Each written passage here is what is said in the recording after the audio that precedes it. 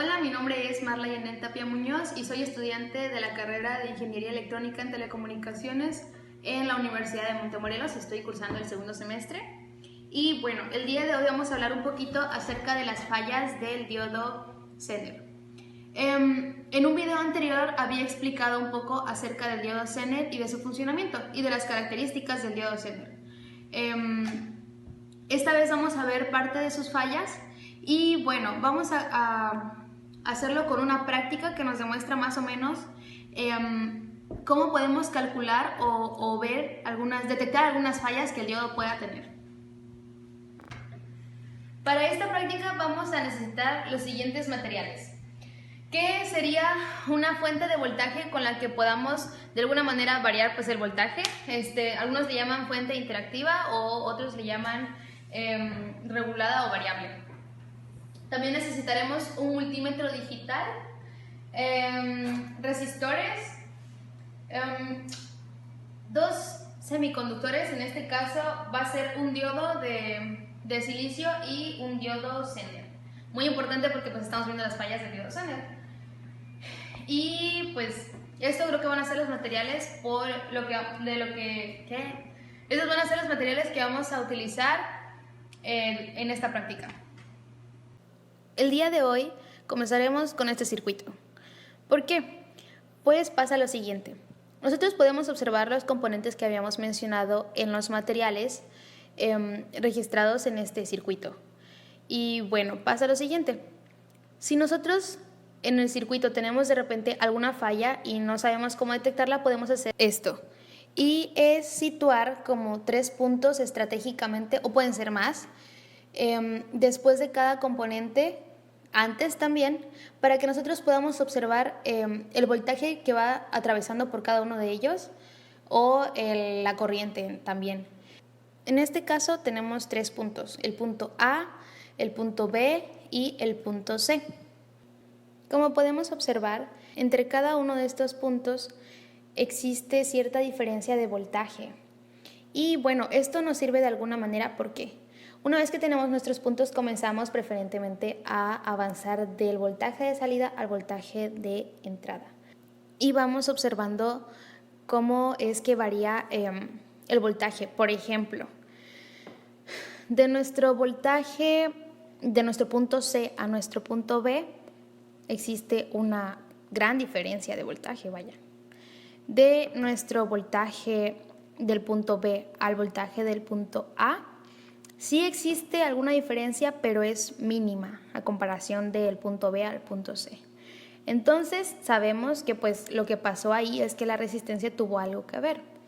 En este caso, si hubiese algún otro componente ahí que está pues de alguna manera afectando a mi circuito, sabríamos que el componente que esté entre esos voltajes sería el componente que está generando la falla en mi circuito. Y bueno, vamos a pasar un poco a los cálculos matemáticos o a verlo con modelos matemáticos para que podamos comprender un poquito a qué me refiero. Sí.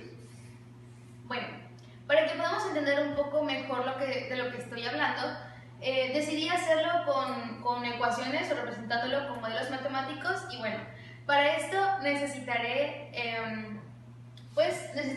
el circuito que está aquí. Y bueno, sucede lo siguiente. Si nosotros lo vemos de esta manera, pues bueno, necesitamos, para poder calcular las fallas del Zener, necesitamos saber cuál es el voltaje que pasa a través de cada uno de los puntos. Necesitamos el voltaje del punto A, el voltaje del punto B y el voltaje del punto C. Y vamos a calcularlos. Bueno, vamos a observar que nuestro primer punto, el voltaje del primer punto obviamente va a ser de 25 volts, puesto que viene directamente de la fuente, pues no se ha afectado por ningún componente. Entonces son 25 volts puros. Sin embargo, el voltaje en el punto B pues ya se ve afectado por el voltaje del diodo, por lo que pasa con el diodo, ¿verdad? Entonces, eso se calcula de la siguiente manera. Aplicando la ley de Kirchhoff, comenzamos con que el voltaje de la fuente sería negativo, porque pues como podemos observar aquí comienza de negativo a positivo, y sería menos VAA más el voltaje del diodo que está afectando pues a mi circuito en el punto B, más el voltaje de B. Y bueno, como lo que queremos es calcular nuestro punto B, vamos a despejarlo. Y queda de la siguiente manera. Así. Queda como el voltaje de la fuente en positivo, porque pues negativo lo pasa a positivo, menos el voltaje del diodo. Y bueno, si sustituimos estos valores, sabemos que el voltaje de la fuente es de 25 volts y el voltaje del diodo, de un diodo de silicio, es de 0.7 volts.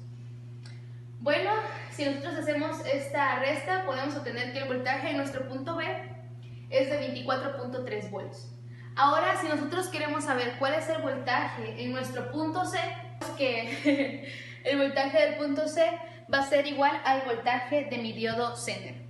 Y bueno, nada más sería como despejar mi voltaje y me queda de la siguiente manera. Sabemos que si esto es igual al voltaje del diodo Zener, pues el voltaje en este caso, en este diodo, es de 10 volts. Así que nuestros valores quedan de la siguiente manera. El voltaje A queda como 25 volts, el voltaje B queda como 24.3 volts y el voltaje C queda como 10 volts. Y eso es lo que logramos hacer con nuestro modelo matemático. Algo muy interesante es que si nosotros vemos el circuito, pues se encuentra una similitud enorme entre lo que nosotros pudimos medir aquí y lo que medimos en un programa, en un simulador de nuestro circuito. ¿Qué tal?